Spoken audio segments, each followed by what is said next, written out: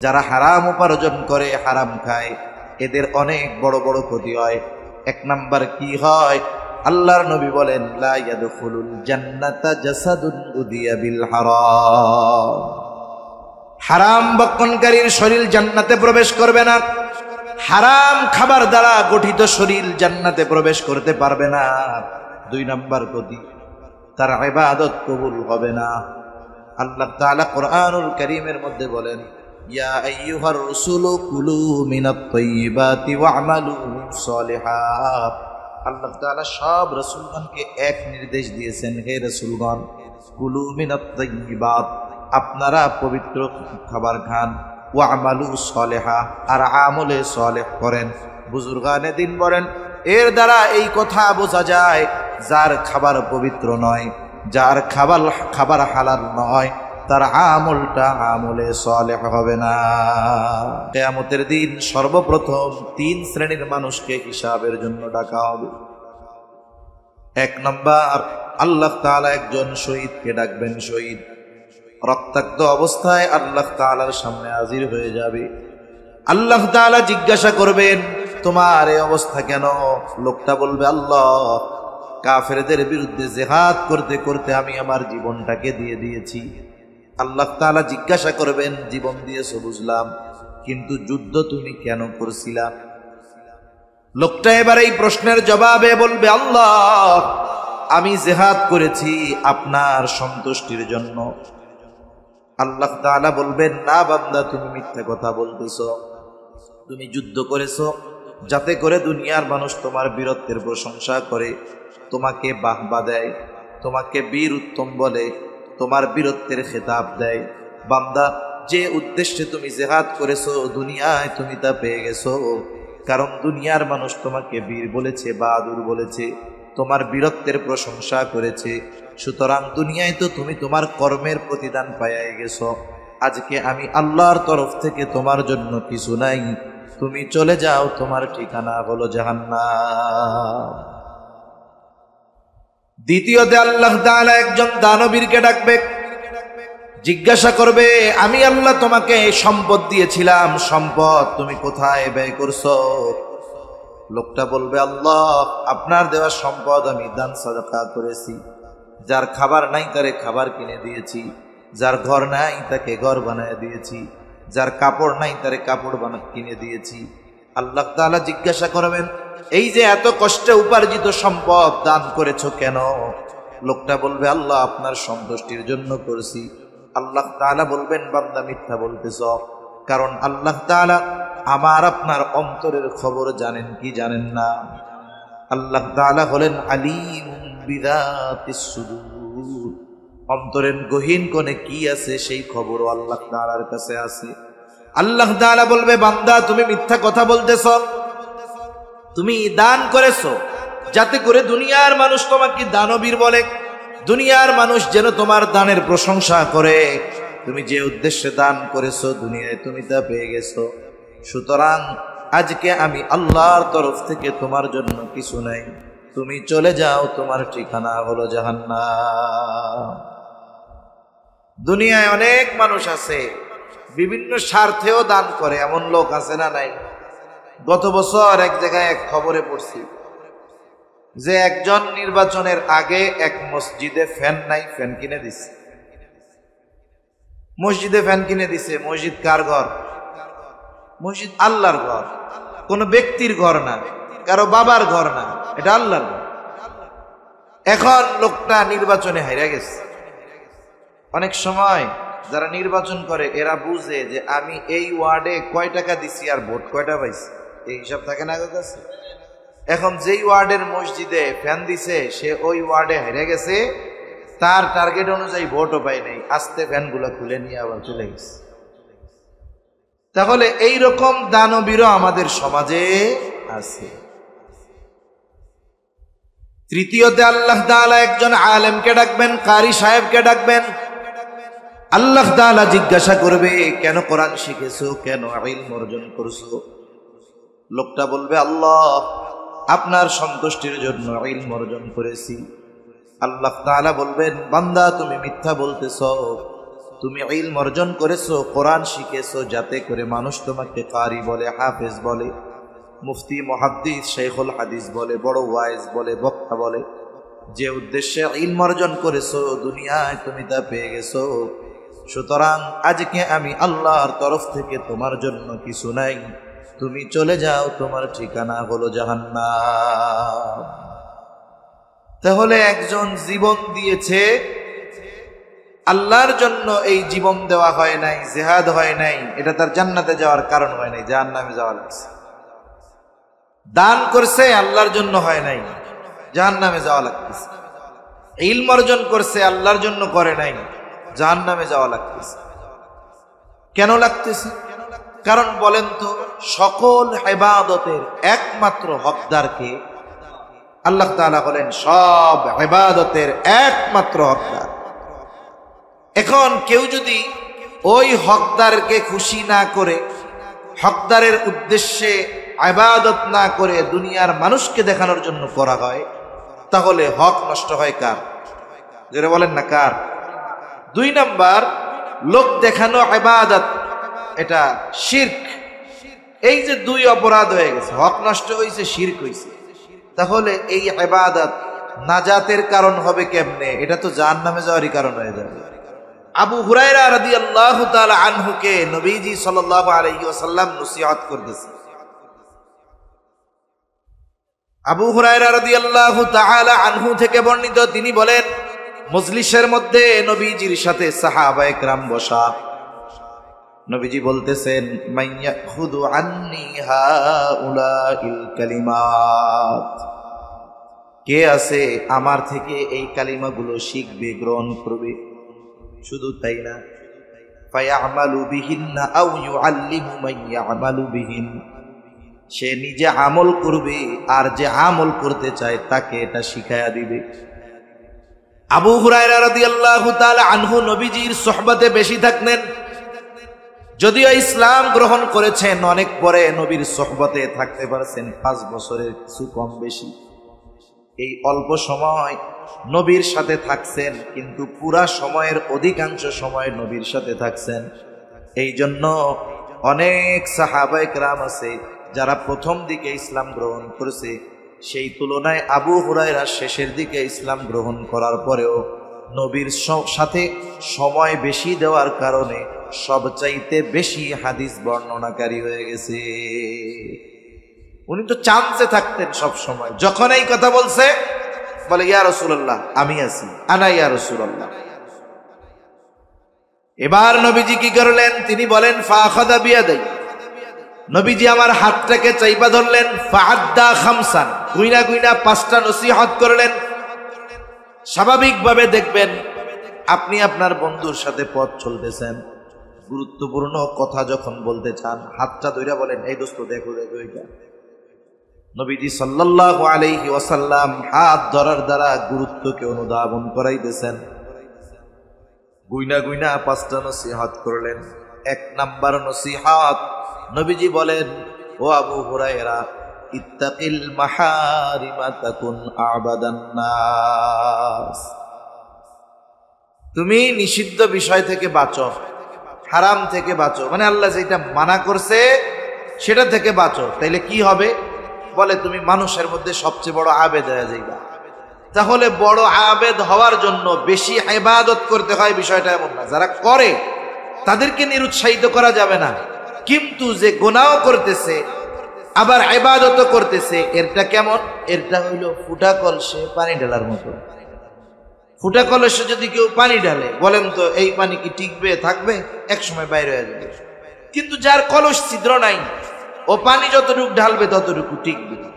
এই জন্য আমাদের সমাজে অনেক মানুষ আছে পাপাচারের সাথেও লিপ্ত, গুনাহ করে, সুদও খায়, ঘুষও খায়, আবার তাহাজ্জুদও পড়ে। সে মনে করে বেশি ইবাদত করলে আবেদ হওয়া যায়। বাস্তবতা হলো, বেশি ইবাদত, বড় আবেদ হওয়ার জন্য গুনাহ ছাড়তে হয়, পাপাচার ছাড়তে হয়।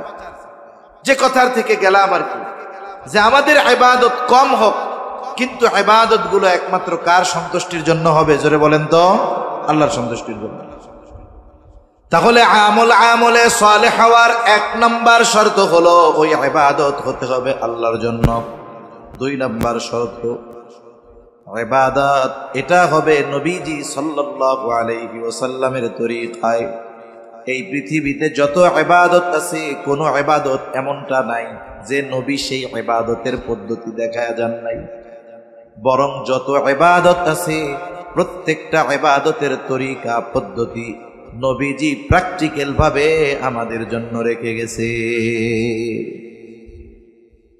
যেমন ঈমানের পরে সবচেয়ে বড় ইবাদত হইল নামাজ।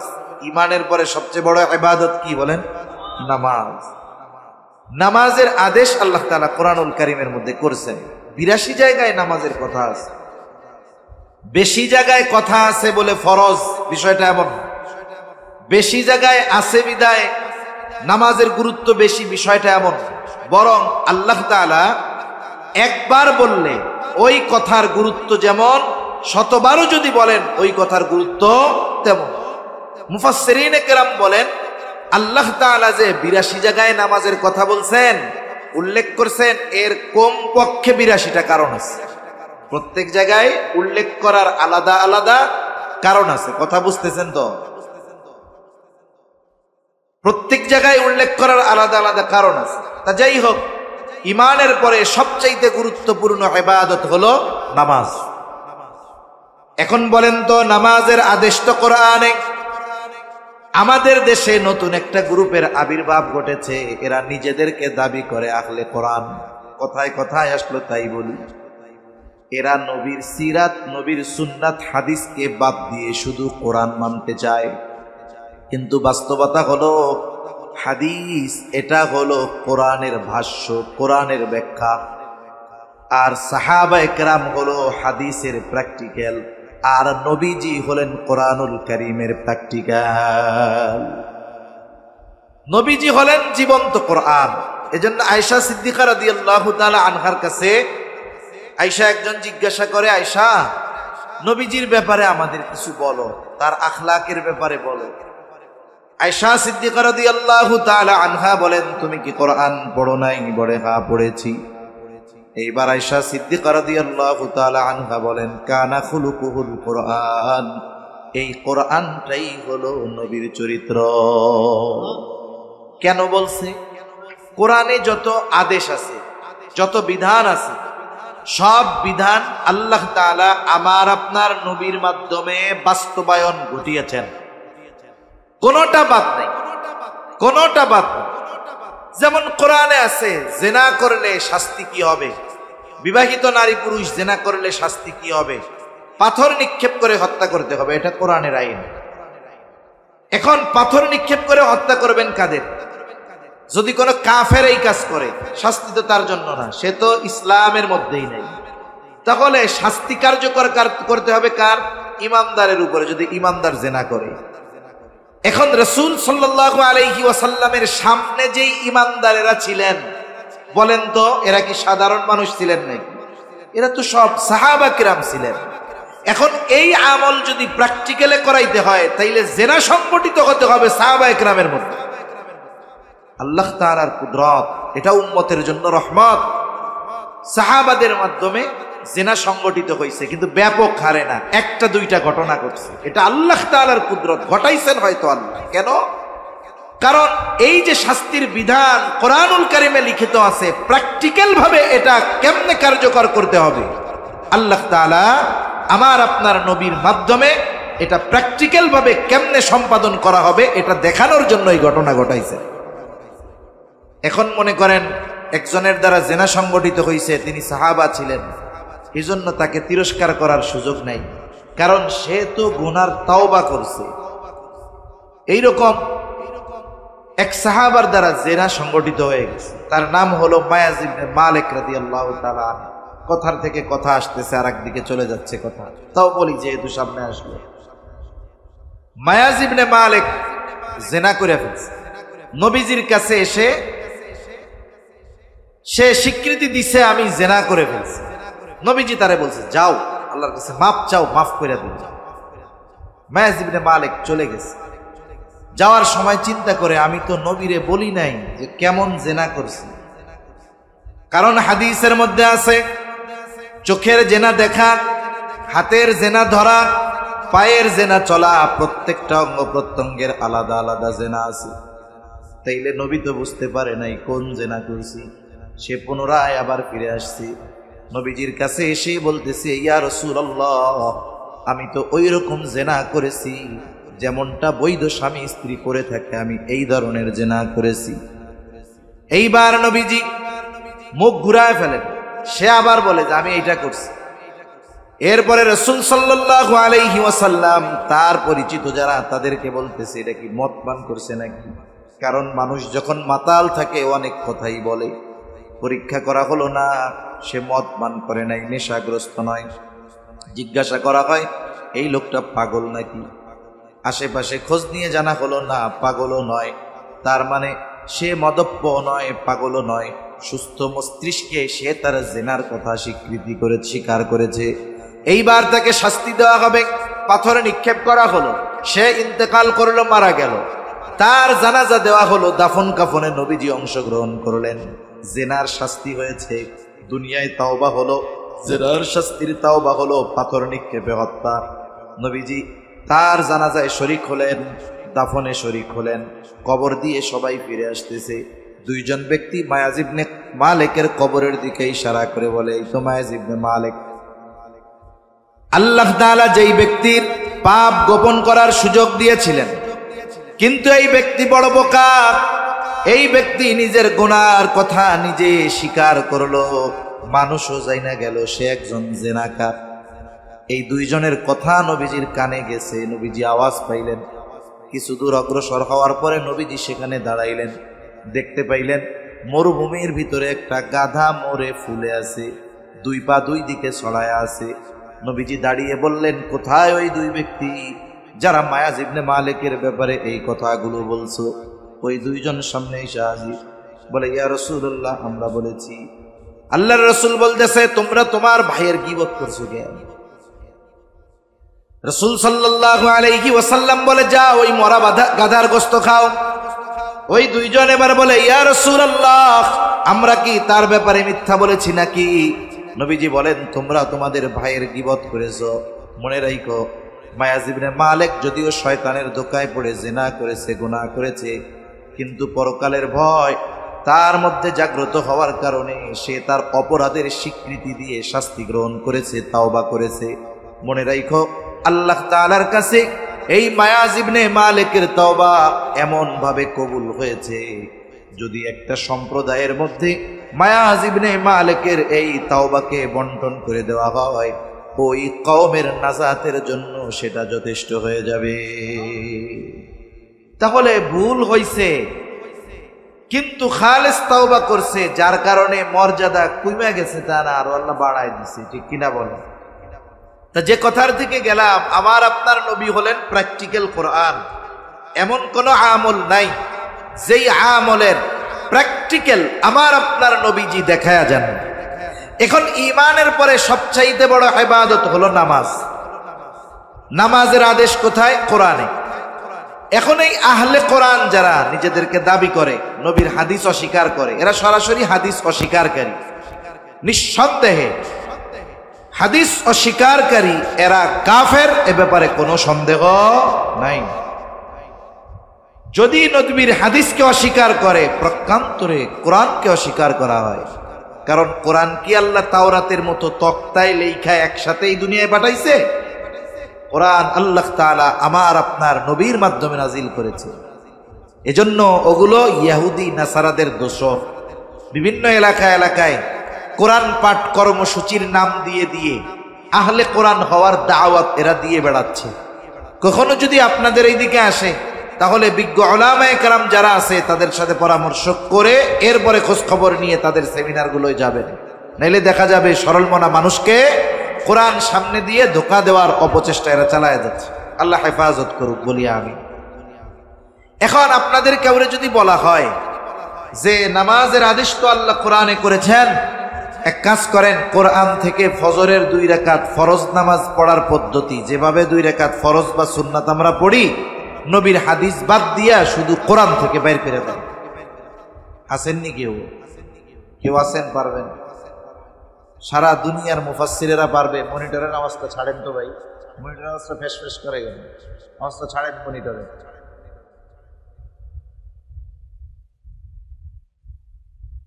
শুধুমাত্র আমরা আপনারা না, সারা পৃথিবীর সব মুফাসসিরদেরকে যদি কোরআন হাতে দিয়ে বলা হয় নবীর হাদিস, নবীর সুন্নাহ, নবীর সিরাত সব একদিকে রাখবা, শুধুমাত্র কোরআন থেকে 2 রাকাত ফজরের সুন্নাত নামাজ পড়ার পদ্ধতি বের করে দাও, সাথে সাথে যদি কিয়ামত পর্যন্ত হায়াত যদি পায়, নবীর সুন্নাহ হাদিস বাদ দিয়ে 1 রাকাত নামাজ পড়ার পদ্ধতিও তারা বের করতে পারবে না।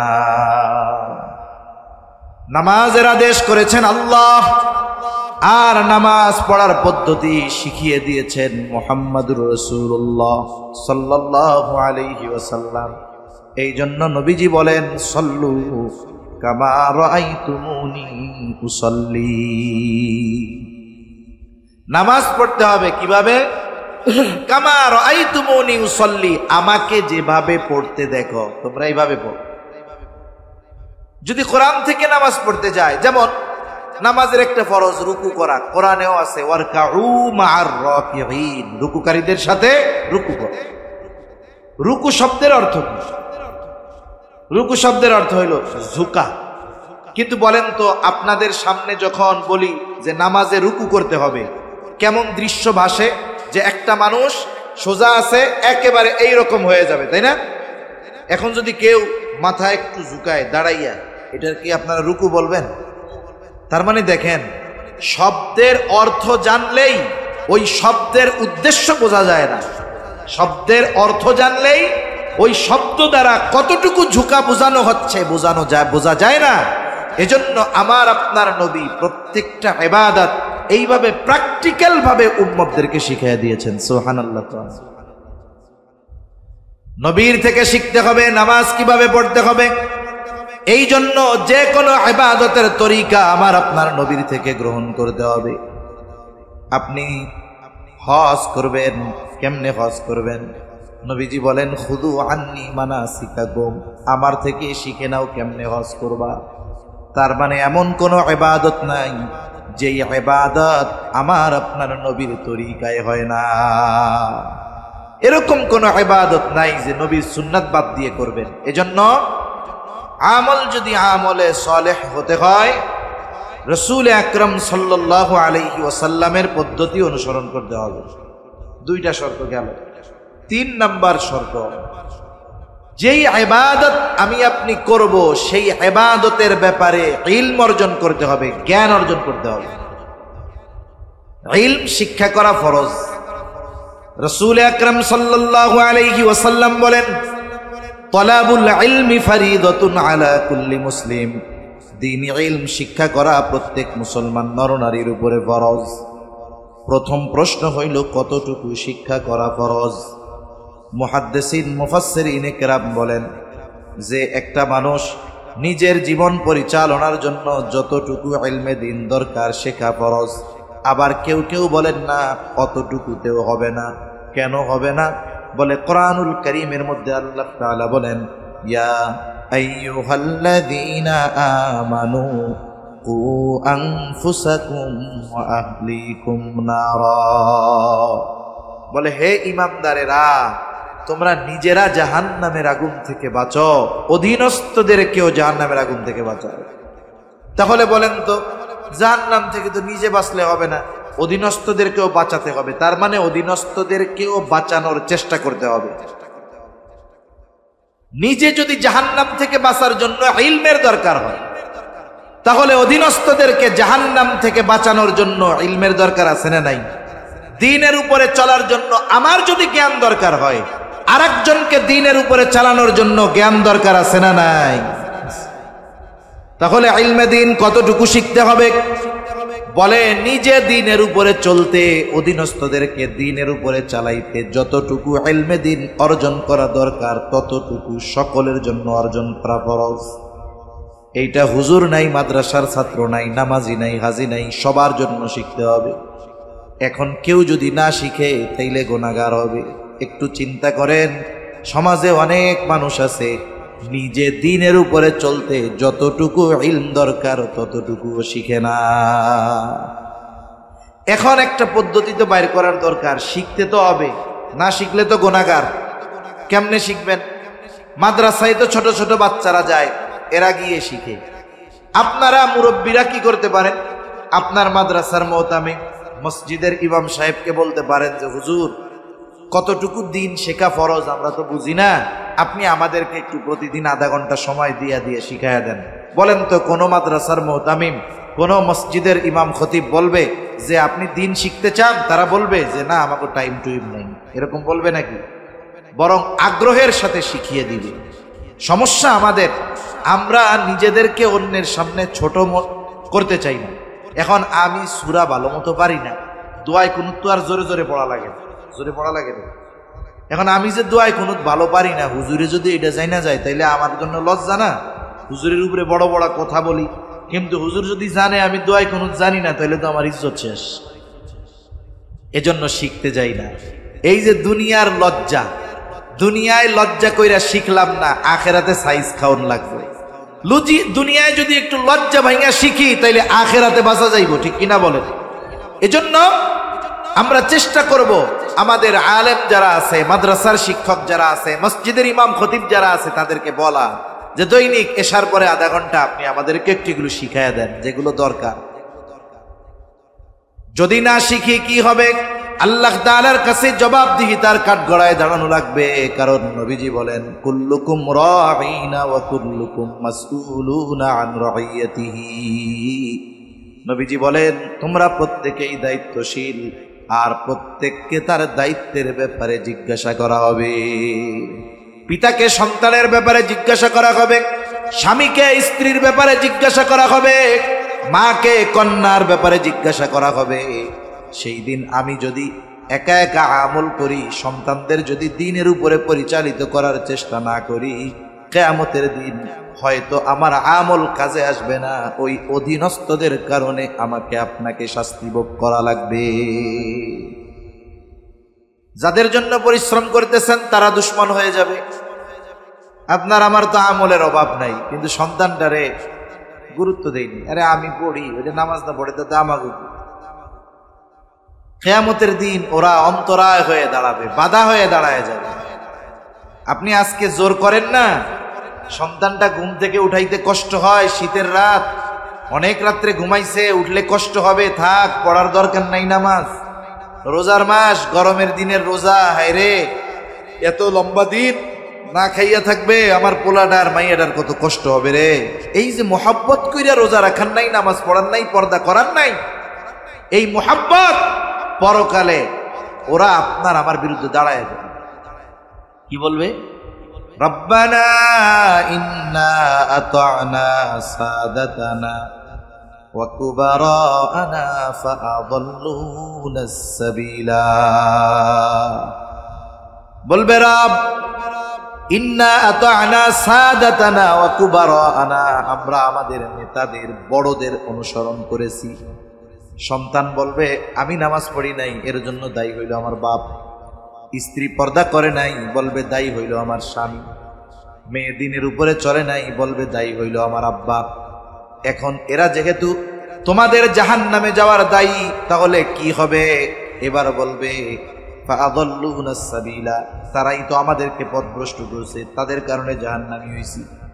যেহেতু তাদের কারণে জাহান্নামী হইলাম, আল্লাহ তাআলার কাছে এইবার ওই সন্তানেরা পিতামাতার ব্যাপারে, অধীনস্থরা অভিভাবকের ব্যাপারে আল্লাহ তাআলার কাছে বলবে রব্বানা আতিহিম দি'ফাইনি মিনাল আযাবি ওয়ালআনহুম লা'নান কাবীরা।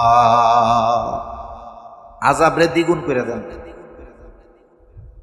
একেবারে আপনি বড় লানত বর্ষণ করেন এগুলোর উপর।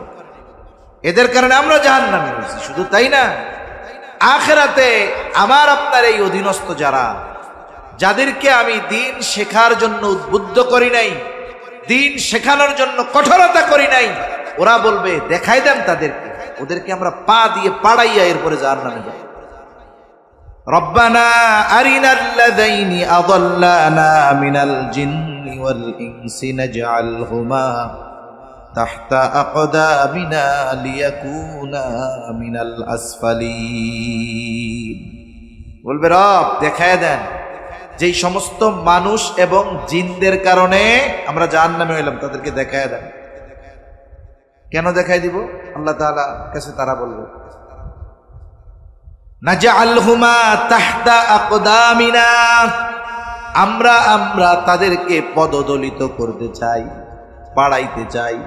চিন্তা করে দেখেন তো, দুনিয়ায় যদি কোনো বাবা সন্তানের কারণে অপমানিত হয়, লজ্জিত হয়, তাইলে বাপ ওই মুখ আর মানুষদেরকে দেখাইতে চায় না। অথচ কিয়ামতের দিন অনেক বাবা, অনেক অভিভাবক সন্তানদের কাছ থেকে এই রকম কথা শুনবে যে আল্লাহ আমার অভিভাবককে দেখায় দেন, আজকে আমি তাদেরকে পা দ্বারা পদদলিত করতে চাই।